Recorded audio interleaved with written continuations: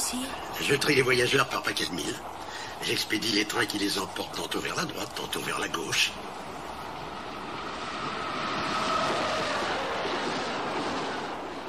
Ils sont bien pressés. Que cherchent-ils? Oh là, l'homme de la locomotive l'ignore lui-même.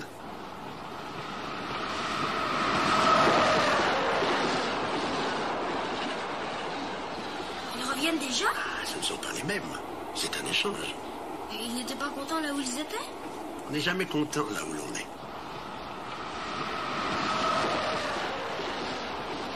Ils poursuivent les premiers voyageurs. Ils ne poursuivent rien du tout. Ils dorment là-dedans ou bien ils braillent. Les enfants seuls écrasent leur nez contre les vitres. Les enfants seuls savent ce qu'ils cherchent. Ils perdent du temps pour une poupée de chiffon et elle devient très importante. Et si on la leur enlève, ils pleurent. Et ils ont de la chance.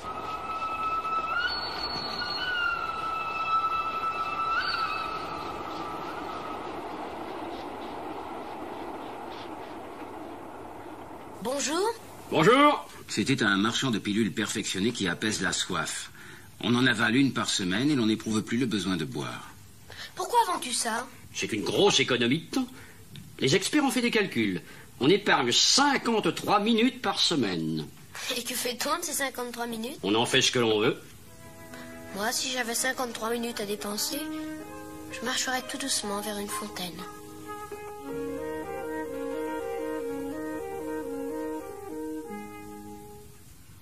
Nous en étions au 8e jour de ma panne dans le désert, et j'avais écouté l'histoire du marchand en buvant la dernière goutte de ma provision d'eau. Ah, ils sont bien jolis tes souvenirs, mais je n'ai pas encore réparé mon avion. Je n'ai plus rien à boire et je serais heureux, moi aussi, si je pouvais marcher tout doucement vers une fontaine. Mon ami le renard? Mon petit bonhomme, il ne s'agit plus du renard. Pourquoi? Parce qu'on va mourir de soif. Mais c'est bien d'avoir eu un ami, même si l'on doit mourir.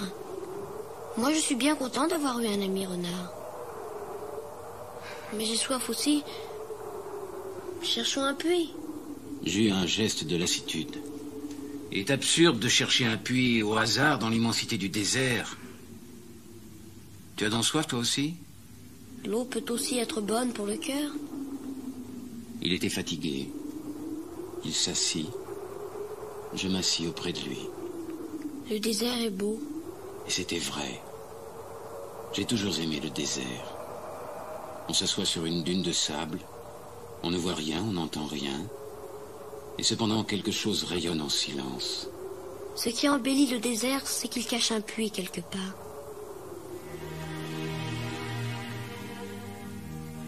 Comme le petit prince s'endormait, je le pris dans mes bras et me remis en route. J'étais ému. Il me semblait porter un trésor fragile. Il me semblait même qu'il n'y eût rien de plus fragile sur la terre. Je regardais à la lumière de la lune ce front pâle, ses yeux clos, ses mèches de cheveux qui tremblaient au vent, et je me disais, ce que je vois là n'est qu'une écorce. Le plus important est invisible. Comme ses lèvres entr'ouvertes ébauchaient un demi-sourire, je me dis encore, ce qui m'émeut si fort de ce petit prince endormi, c'est sa fidélité pour une fleur. C'est l'image d'une rose qui rayonne en lui, comme la flamme d'une lampe, même quand il dort, et je le devinais plus fragile encore. Il faut bien protéger les lampes. Un coup de vent peut les éteindre.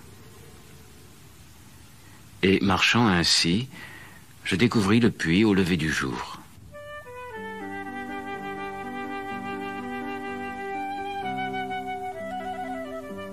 Le puits que nous avions atteint ne ressemblait pas aux puits sahariens. Les puits sahariens sont de simples trous creusés dans le sable. Celui-là ressemblait à un puits de village, mais il n'y avait là aucun village, et je croyais rêver. C'est étrange. Tout est prêt. La poulie, le seau, la corde. Tu entends? Nous réveillons ce puits et il chante. Laisse-moi faire, c'est trop lourd pour toi. J'ai soif de cette eau-là.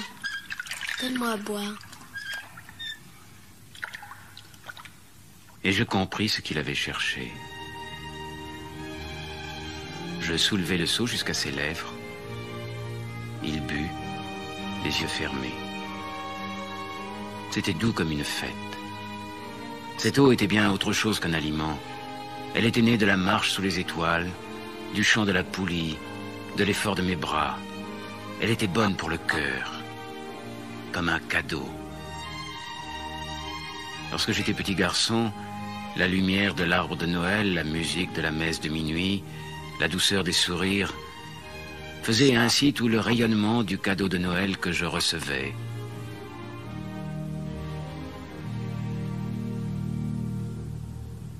Les hommes de chez toi cultivent 5000 roses dans un même jardin et ils n'y trouvent pas ce qu'ils cherchent. Ils ne le trouvent pas. Et cependant, ce qu'ils cherchent pourrait être trouvé dans une seule rose ou un peu d'eau. Bien sûr. Mais les yeux sont aveugles. Il faut chercher avec le cœur. Il faut que tu tiennes ta promesse. Quelle promesse? Tu sais, une muselière pour mon mouton. Je suis responsable de cette fleur. Tu as des projets que j'ignore. Tu sais, ma chute sur la terre, c'en sera demain l'anniversaire. J'étais tombé tout près d'ici. Alors ce n'est pas par hasard que le matin où je t'ai connu, il y a 8 jours, tu te promenais comme ça, tout seul, à 1000 milles de toute région habitée. Tu retournais vers le point de ta chute, à cause, peut-être, de l'anniversaire. J'ai peur. Tu dois maintenant travailler. Tu dois repartir vers ta machine. Je t'attends ici. Reviens demain soir. Mais je n'étais pas rassuré. Je me souvenais du renard. On risque de pleurer un peu si l'on s'est laissé apprivoiser.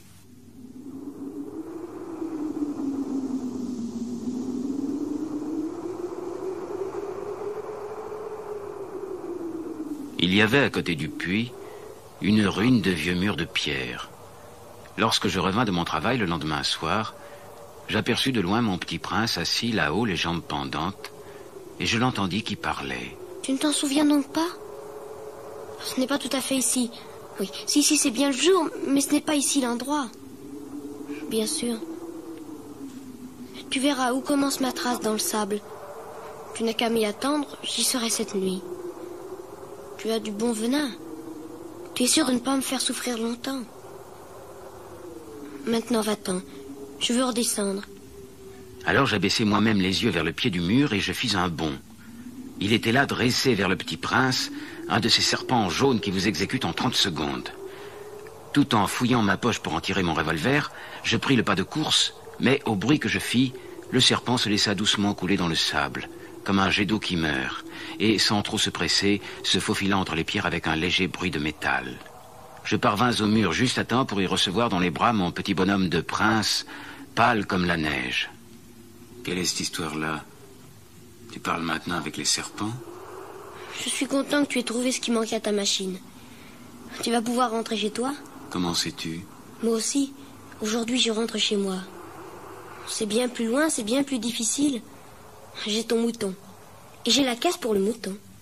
Et j'ai la muselière. Et il sourit avec mélancolie. J'attendis longtemps. Je sentais qu'il se réchauffait peu à peu. Petit bonhomme, tu as eu peur? J'aurais bien plus peur ce soir. Petit bonhomme, je veux encore t'entendre rire. Cette nuit, ça fera 1 an. Mon étoile se trouvera juste au-dessus de l'endroit où je suis tombée l'année dernière. Petit bonhomme, n'est-ce pas que c'est un mauvais rêve, cette histoire de serpent et de rendez-vous et d'étoiles? Ce qui est important, ça ne se voit pas. Bien sûr. C'est comme pour la fleur. Si tu aimes une fleur qui se trouve dans une étoile, c'est doux la nuit de regarder le ciel. Toutes les étoiles sont fleuries. Bien sûr. C'est comme pour l'eau. Celle que tu m'as donnée à boire était comme une musique à cause de la poulie et de la corde. Tu te rappelles? Elle était bonne. Bien sûr. Tu regarderas la nuit les étoiles. C'est trop petit chez moi pour que je te montre où se trouve la mienne. C'est mieux comme ça. Mon étoile, ce sera pour toi une des étoiles. Alors toutes les étoiles, tu aimeras les regarder. Elles seront toutes tes amies. Et puis je vais te faire un cadeau. Ah, petit bonhomme, j'aime entendre ce rire. Justement, ce sera mon cadeau. Ce sera comme pour l'eau. Que veux-tu dire? Quand tu regarderas le ciel la nuit, puisque j'habiterai dans l'une d'elles, puisque je rirai dans l'une d'elles, alors ce sera pour toi comme si riaient toutes les étoiles. Tu auras, toi, des étoiles qui savent rire. Et quand tu seras consolé, on se console toujours. Tu seras content de m'avoir connu. Tu seras toujours mon ami, tu auras envie de rire avec moi. Et tu ouvriras parfois ta fenêtre, comme ça pour le plaisir. Et tes amis seront bien étonnés de te voir rire en regardant le ciel. Alors tu leur diras, oui, les étoiles, ça me fait toujours rire. Et ils te croiront fou. Je t'aurais joué un bien vilain tour.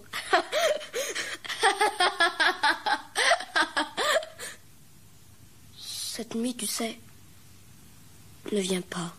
Je ne te quitterai pas. J'aurais l'air d'avoir mal. J'aurais un peu l'air de mourir. C'est comme ça, ne viens pas voir ça, ce n'est pas la peine. Je ne te quitterai pas. Je te dis ça, c'est à cause aussi du serpent. Il ne faut pas qu'il te morde. Les serpents, c'est méchant, ça peut mordre pour le plaisir. Je ne te quitterai pas. C'est vrai qu'ils n'ont plus de venin pour la seconde morsure.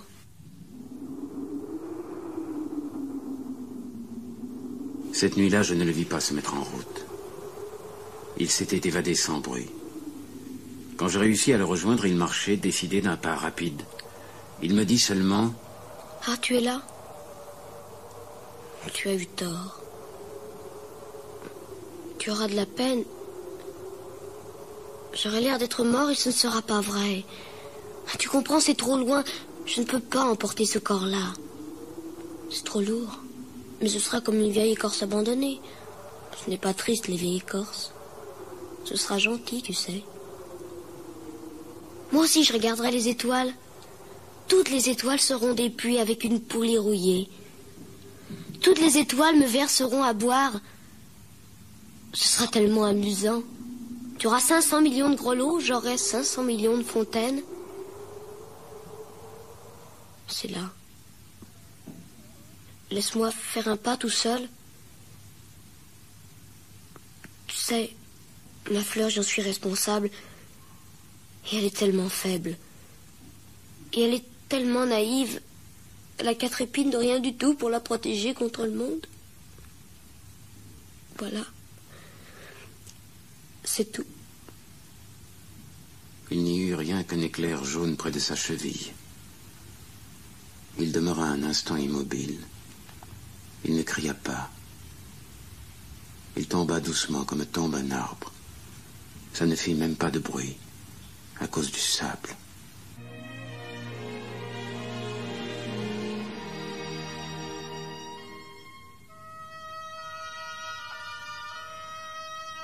Et maintenant, bien sûr, ça fait 6 ans déjà, je n'ai jamais encore raconté cette histoire. Les camarades qui m'ont revu ont été bien contents de me revoir vivant.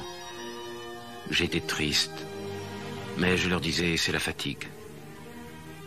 Maintenant, je me suis un peu consolé. C'est-à-dire pas tout à fait. Mais je sais bien qu'il est revenu à sa planète. Car, au lever du jour, je n'ai pas retrouvé son corps. Ce n'était pas un corps tellement lourd. Et j'aime la nuit écouter les étoiles. C'est comme 500 millions de grelots. Mais voilà qu'il se passe quelque chose d'extraordinaire. La muselière que j'ai dessinée pour le petit prince, j'ai oublié d'y ajouter la courroie de cuir. Il n'aura jamais pu l'attacher au mouton. Alors je me demande, que s'est-il passé sur sa planète? Peut-être bien que le mouton a mangé la fleur. Tantôt je me dis, sûrement non. Le petit prince enferme sa fleur toutes les nuits sous son globe de verre et il surveille bien son mouton. Alors je suis heureux. Et toutes les étoiles rient doucement. Tantôt je me dis, on est distrait une fois ou l'autre et ça suffit. Il a oublié un soir le globe de verre, ou bien le mouton est sorti sans bruit pendant la nuit. Alors les grelots se changent tous en larmes. C'est là un bien grand mystère. Pour vous qui aimez aussi le petit prince comme pour moi, rien de l'univers n'est semblable si quelque part, on ne sait où, un mouton que nous ne connaissons pas a, oui ou non, mangé une rose. Regardez le ciel. Demandez-vous, le mouton a-t-il, oui ou non, mangé la fleur? Et vous verrez comme tout change. Et aucune grande personne ne comprendra jamais que ça a tellement d'importance.